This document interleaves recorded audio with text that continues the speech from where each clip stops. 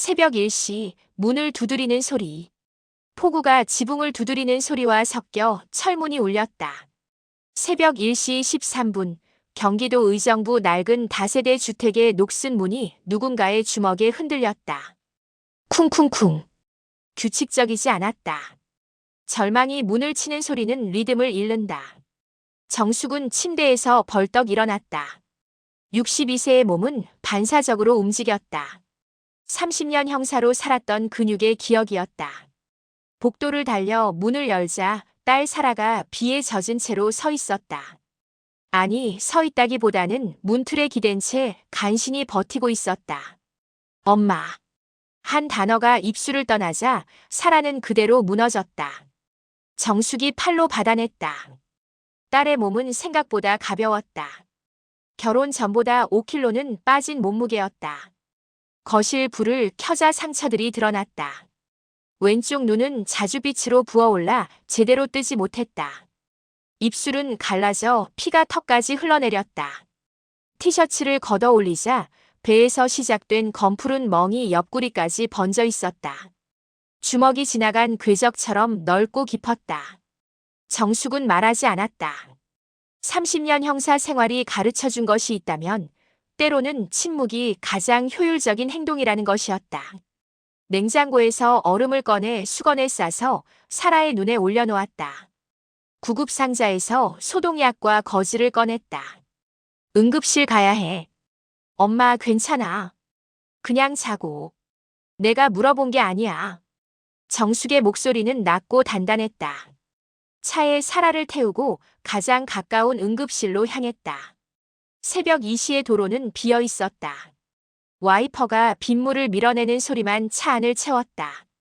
응급실 의사는 엑스레이와 초음파 검사를 마친 뒤 정숙을 복도로 불러냈다. 장기 손상은 없습니다. 다행입니다. 하지만 멍의 패턴을 보면 상습적인 폭행이 의심됩니다. 진단서 발급해드릴게요. 필요하실 거예요. 새벽 4시 집으로 돌아왔다. 사라를 침대에 눕히고 거실로 나왔을 때 사라의 휴대폰이 진동했다. 화면에 박상우의 이름이 떴다. 사위였다. 2년 전 결혼식에서 활짝 웃던 그 남자였다. 입 열면 끝이야. 알지? 정숙의 손가락이 움직였다. 스크린샷. 클라우드 저장. 별도 폴더 생성. 백업 앱 실행. 증거 수집은 그녀의 본능이었다. 다음 날 아침 맞은편 강미자 씨를 찾아갔다. 어젯밤 일 다 봤어요. CCTV에 사라 씨가 비 맞으면서 계단 올라오는 거 다 찍혔어요. 강미자는 5분 뒤 USB를 들고 나왔다. 경찰 출신이시잖아요. 이거 증거로 쓰실 거죠? 제가 증인으로라도 나설게요. 집으로 돌아와 영상을 저장하며 정숙은 감정과 싸웠다. 형사로 살았던 30년 수백 건의 사건을 다뤘다. 살인, 폭행, 사기. 그 어떤 사건도 이토록 가슴을 조이지 않았다. 피해자가 내 딸일 때 모든 훈련은 무용했다. 하지만 정숙은 알고 있었다. 감정으로는 딸을 구할 수 없다는 것을. 증거만이 무기라는 것을. 낡은 수첩에 펜을 들었다. 2025년 11월 2일. 피해자 정사라. 가해자 박상우. 그리고 한 문장을 더 적었다. 두려움은 감정. 기록은 증거. 증거의 시간, 기록이 말하게 하라. 새벽 6시 정숙은 노트북을 켰다. 새 폴더를 만들었다. 사라. 그 안에 체계적인 구조를 만들었다. 1. 의료 기록, 2. 물리적 증거, 3. 디지털 증거, 4. 증인 진술, 5. 법률 문서. 30년 형사 생활이 만든 체계였다. 첫 번째 파일은 진단서였다. 2025억 1102만 213일 진단서 의정 부성모. PDF. 파일명만 봐도 언제, 어디서, 무엇인지 한눈에 들어왔다. 원본을 스캔하고 클라우드, 외장하드, USB 세 곳에 백업했다. 사라의 상처 사진들은 모두 벽시계와 함께 찍혀 있었다. 시각을 증명하는 타임스탬프였다. 오전 9시 장혜준 변호사를 만났다. 경찰대학교 후배로 로스쿨로 전향한 케이스였다. 증거 정리가 완벽하네요. 형사는 가정폭력처벌법 위반, 특수폭행 검토. 민사는 접근금지 가처분과 손해배상 청구. 동시에 갑니다. 하지만 문제가 있었다. 사라 씨 폰, 동의 받았습니까? 정숙은 입을 다물었다. 급한 마음에 절차를 건너뛰었다. 그때 휴대폰이 울렸다. 등기과 김준호였다. 선배님 명의 토지 소유권 이전 신청 들어왔어요. 경기도 포천 쪽 임야 2필지. 위임장이 첨부됐는데 서명이 평소 선배님 필체랑 다릅니다. 2분 뒤 메일로 받은 위임장을 보자 정숙은 이를 갈았다. 서명이 위조됐다. 위임인 정정숙, 수임인 박상우. 이 새끼가. 박상우는 폭력만 휘두르는 게 아니었다. 장모의 재산까지 노리고 있었다. 오후 2시 정숙은 의정부역 근처 대박폰 맞은편 커피숍에 자리를 잡았다. 박상우가 운영하는 중고폰 매입점이었다. 3시간 동안 관찰하며 기록했다. 1403 상우 출근 확인. 1515 여성 입장. 20대 후반, 긴 생머리. 오후 6시 그 여자가 다시 나타났다. 테이크아웃 커피 2잔을 들고 옆 테이블 남자에게 물었다. 거의 매일 오는 것 같던데요. 여자친구 아닐까요? 집으로 돌아와 사라에게 동의를 받았다. 어젯밤 내 휴대폰 엄마가 봤어. 문자. 증거로 써야 해. 동의해 줄 수 있어. 사라는 한참 침묵하다 천천히 고개를 끄덕였다. 동의할게. 정숙은 녹음을 켰다. 네. 동의합니다. 사라의 목소리는 작았지만 분명했다. 밤 11시 서재로 돌아와 타임라인을 작성했다. 2023년 5월 결혼, 2024년 8월경 첫 폭행 추정, 2025년 11월 2일 심각한 폭행과 재산 위조 시도. 수첩에 한 줄을 더했다. 분노는 휘발된다. 기록은 남는다. 검은 거래, 위조와 외도. 오후 9시 정숙은 낡은 점퍼를 걸치고 모자를 눌렀었다. 62세 평범한 할머니 같았다. 산책 갈게. 사라에게 거짓말을 했다.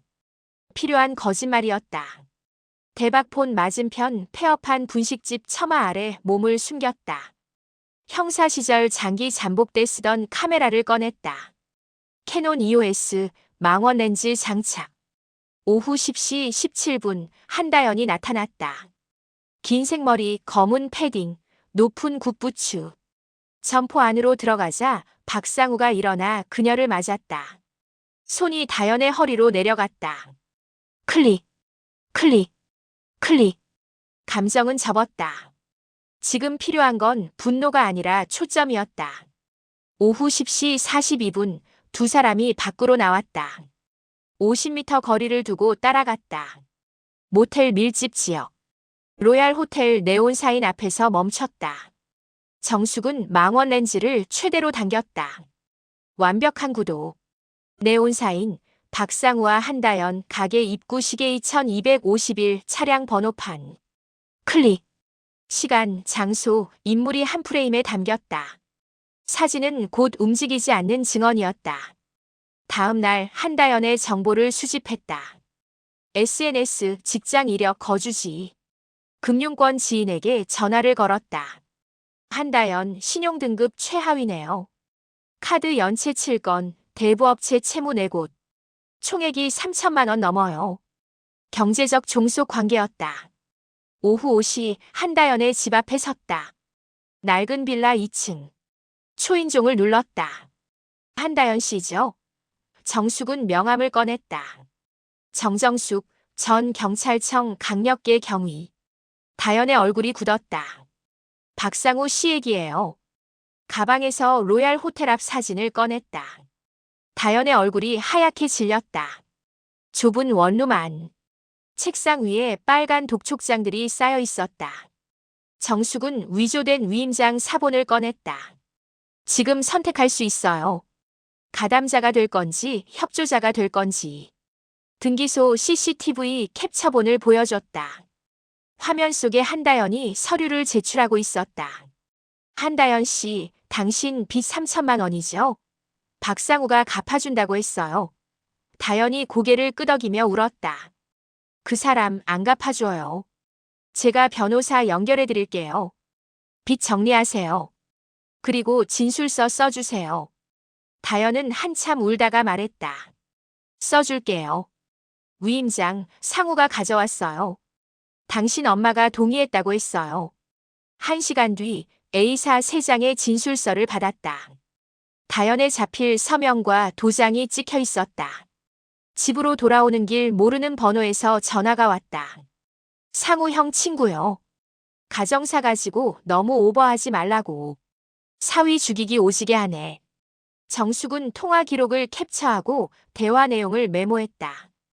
집 현관문 손잡이에는 쪽지가 끼워져 있었다. 오지랖 그만 부려. 뒷감당 당신이 할 거야. 장갑을 끼고 쪽지를 비닐봉투에 넣었다. 협박 쪽지 1호 2025.11 3. 의정부서 강력계장 오영민에게 전화를 걸었다. 우리 동네 순찰 좀 강화해 줄 수 있어. 협박 쪽지랑 전화가 들어오고 있어. 오늘 밤부터 순찰 돌릴게요. 창밖으로 순찰차가 천천히 지나갔다. 수첩에 새 문장을 적었다. 압박은 그들이 두렵다는 증거다. 역전의 법정, 법이 휘두르는 망치. 법정 앞복도. 오전 9시 47분. 사라가 목에 두른 연보라색 스카프를 만지작거렸다. 목의 멍을 가리기 위한 것이었다. 호흡 연습했지? 응. 하나, 둘, 셋, 넷. 지난 일주일간 매일 밤 연습한 호흡법이었다. 장혜준 변호사가 나타났다. 정숙은 증거 목록표를 건넸다. A사 12장. 증거번호, 제목, 취득 일자가 빼곡했다. 의료기록, CCTV, 협박 문자, 위조 위임장, 외도 사진, 한다연 진술서, 협박 증거. 완벽합니다. 제출 순서는 진단서부터 갑니다. 10시 정각, 박민정 부장판사가 입장했다. 가정폭력 사건의 엄격하기로 유명했다. 시작하겠습니다. 장혜준이 증거를 제출했다. 진단서. CCTV 영상 마이너스 새벽 1시 9분 비 내리는 계단에서 사라가 벽을 짚으며 올라온다. 법정이 조용해졌다. 협박 문자. 입 열면 끝이야. 알지? 방청석이 술렁였다. 김태원 변호사가 일어섰다. 해당 문자는 통신비밀보호법 위반입니다. 장혜준이 즉시 대응했다. 소급 동의서를 제출하겠습니다. 피해자의 자필 서명과 육성 녹음이 포함돼 있습니다. 판사가 서류를 검토했다. 인정합니다. 위조 위임장. 정숙이 증언석에 섰다. 이 서명이 귀하의 것입니까? 아닙니다. 제 필체는 각지지만 이 서명은 둥글게 흘려 쓴 것입니다. 외도 증거 사진들. 로얄 호텔 앞 박상우와 한다연. 네온사인, 시계, 차량 번호판이 모두 선명했다. 방청석이 술렁였다. 박상우의 얼굴이 붉어졌다. 한다연이 증인석에 섰다. 증인은 피고와 어떤 관계입니까? 연인 관계였습니다. 피고로부터 위임장을 받은 적이 있습니까? 네. 2025년 11월 1일 등기소에 가서 접수하라고 했습니다. 장모가 동의했다고 했습니다. 피고가 자신의 부인에 대해 한 말이 있습니까? 한다연의 목소리가 떨렸다. 10월 중순쯤. 전현 때문에 미치겠다. 입만 살았다고 했습니다. 시댁 눈치만 보고 아무짝에도 쓸모없다고 했습니다. 그리고 한 대 쳐야 정신 차린다고. 박상우가 벌떡 일어났다. 거짓말이야. 전현이 나한테 돈 뜯으려고 피고. 판사의 목소리가 법정을 울렸다. 한 번만 더 소란 피우면 퇴정 조치하겠습니다. 최종 변론. 김태원이 먼저 일어섰다. 원고는 전직 경찰관으로서 직권을 남용해 판사가 끊었다. 지금까지 제출된 증거들을 보셨습니까? 진단서, CCTV, 협박 문자, 위조 서류. 이것이 단순한 부부 다툼으로 보입니까? 정숙이 일어섰다. 재판장님, 한 말씀 드려도 되겠습니까? 판사가 고개를 끄덕였다. 오늘 나는 엄마입니다. 하지만 증거는 법의 언어로 말합니다. 저는 감정으로 이 자리에 선 게 아닙니다. 기록으로 섰습니다. 제가 전직 경찰이라서 이 증거들이 거짓이 됩니까? 오히려 저는 그 경험으로 철저히 적법 절차를 지켰습니다. 방 청석이 조용해졌다. 제 딸은 지금도 밤마다 악몽을 꿉니다. 문 두드리는 소리만 들어도 움찔합니다. 이게 과장입니까? 무고입니까? 당신은 제 딸을 때렸습니다. 협박했습니다. 제 재산을 훔치려 했습니다. 그리고 다른 여자와 바람을 피웠습니다. 이 모든 게 기록으로 남아 있습니다. 법이 망치를 휘두를 때입니다. 법정은 정적이었다. 판사가 서류를 정리하며 입을 열었다. 피고인 박상우에 대한 접근금지 가처분을 인정합니다. 반경 100m 이내 접근을 금지합니다. 경기도 포천 소재 토지 소유권 이전 접수는 무효 처리합니다. 검찰은 상습폭행, 사문서 위조, 사기미수 혐의로 구속영장을 청구하십시오. 망치가 책상을 쳤다. 똑. 재판이 끝났다. 박상우의 손에 수갑이 채워졌다. 그가 소리쳤다. 이게 말이 돼. 경찰이 그를 끌고 나갔다. 정숙은 사라를 안았다. 딸이 그녀의 어깨에 얼굴을 묻고 흐느꼈다. 말이 필요 없었다.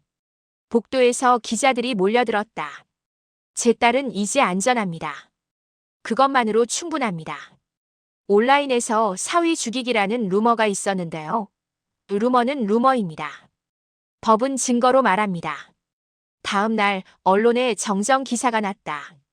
가정폭력 피해자 엄마 철저한 증거로 가해자 구속. 댓글은 180도 바뀌었다. 증거가 이 정도면 루머가 아니라 사실이었네. 법대로 했는데. 뭐가 문제? 사위 죽이기가 아니라 딸 살리기였잖아. 새로운 문 우리가 먼저 연다. 3월의 아침. 재판이 끝난 지 넉 달이 지났다. 사라가 정장 차림으로 나왔다. 출근해. 오늘 중요한 미팅 있어. 2달 전 회계사무소에 복귀한 딸이었다. 잘할 거야. 사라는 이제 혼자 현관문을 열고 나갔다. 악몽도 줄었다. 처음 한 달은 거의 매일 밤, 2번째 달은 일주일에 3번, 3번째 달은 일주일에 1번. 지난달에는 단 한 번도 없었다. 오후 장을 보러 나가다 강미자를 만났다. 사라 씨는 잘 지내죠? 요즘 출근하는 거 봤어요. 보기 좋더라고요. 덕분이에요. 502호 아주머니가 나타났다. 재판 직후 험담했던 그 아주머니였다. 저번에 제가 잘못 알고 말 함부로 한 것 같아서요. 죄송해요. 정숙은 고개를 끄덕였다. 괜찮아요. 모르셨으니까요. 서재 책상에 앉아 노트에 적었다. 용서는 기록 뒤에 온다. 다음 날 의정부 경찰서. 오영민 계장이 파일을 내밀었다. 가정폭력 피해자 지원 프로그램 강의 요청이요. 선배님처럼 직접 경험하고 증거 수집한 분이 오시면 큰 도움이 될 것 같아서요. 정숙은 고개를 끄덕였다. 해볼게. 다음 주 화요일 여성 긴급 전화 1366 상담센터 강의실. 12명의 여성이 앉아 있었다. 두려움과 결연함이 섞인 눈빛. 안녕하세요. 저는 정정숙입니다. 저는 전직 경찰이지만 오늘은 피해자의 엄마로서 이 자리에 섰습니다. 프로젝터에 체크리스트가 떴다. 의료기록, 시각적 증거, 디지털 증거, 증인, 금융기록. 이 목록을 보세요. 하나하나가 여러분의 무기입니다. 감정은 흔들립니다. 두려움도 옵니다. 하지만 기록은 흔들리지 않습니다. 한 여성이 손을 들었다. 사진은 어떻게 찍어야 해요? 남편이 휴대폰 뺏어가거든요. 화장실에서 거울 셀카로 찍으세요. 시계나 달력이 같이 나오도록. 클라우드에 자동 백업 설정해 두세요. 휴대폰을 뺏겨도 증거는 남습니다. 강의가 끝나고 한 여성이 다가왔다. 40대 후반, 눈가에 옅은 멍. 상담 좀 해주실 수 있을까요? 조용한 상담실. 여성이 가방을 열었다. 찢어진 옷, 깨진 안경, 몇 장의 사진. 이게 전부예요. 이걸로 할 수 있을까요? 충분합니다. 지금부터 시작하는 거예요. 진단서 받으러 가세요. 112 신고하세요. 이 증거들 전부 사본 떠서 새 곳에 보관하세요. 무서워요. 저도 무서웠어요. 하지만 두려움보다 기록이 더 강합니다.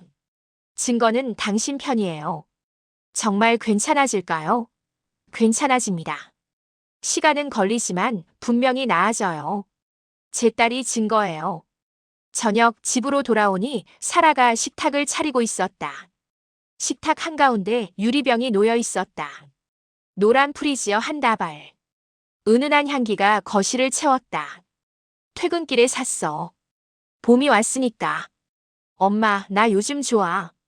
진짜로. 나도 알아. 무서운 꿈 안 꿔. 이제 문 열고 나가는 게 안 무서워. 잘했어, 사라야. 밤 서재로 들어가 사건 노트를 폈다. 마지막 페이지에 펜을 들었다. 2025년 11월 2일 113- 새벽 1시에 문 두드림. 2025년 11월 5일 마이너스 재판 승소. 2026년 3월 19일 마이너스 새로운 문 열림. 마지막 문장을 적었다. 가정폭력은 가정사가 아니다. 범죄다. 감정은 흔들린다.